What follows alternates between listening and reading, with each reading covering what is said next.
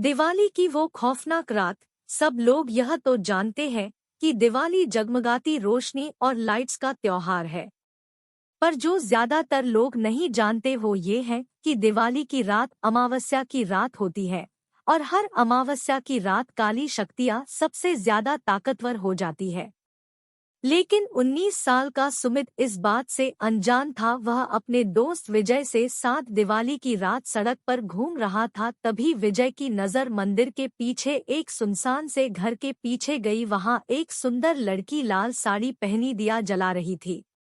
विजय सुमित को लेकर उस घर के पास चला गया। जैसे ही दोनों वहां पहुंचे उन्होंने देखा कि पूरा घर दियों से सजा था। उन्हें बालकनी में खड़ी वह सुंदर लड़की नजर आई। उसने फिर वही मन लुभाने वाली मुस्कान देकर उन दोनों को अंदर बुलाने का इशारा दिया। घर अंदर से भी उतना ही खूबसूरत सजा हुआ था जितना कि बाहर से। मेज पर खाने के लिए अलग अलग चीजें रखी हुई थी।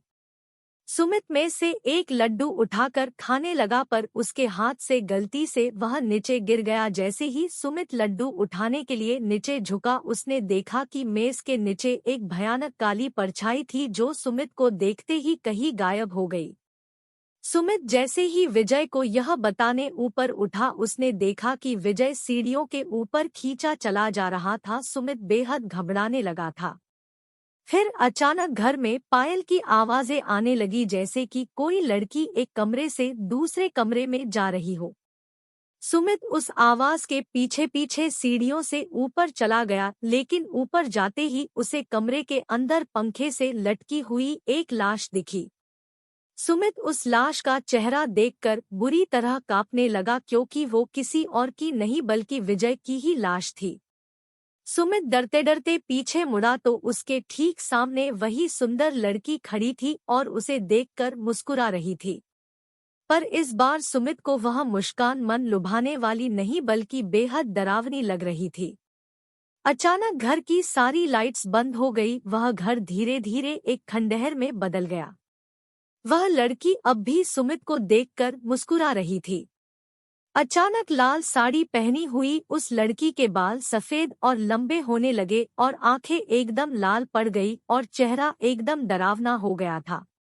सुमित उसे देखकर एकदम सुन्न पड़ गया था। वह लड़की हाथ में चाकू लिए सुमित की तरफ बढ़ रही थी। सुमित ने किसी तरह अपना होश संभाला और बिना कुछ सोचे सीधा घर से बाहर भागा, लेकिन वह लड़की अभी भी सुमित के पीछे पीछे आ रही थी।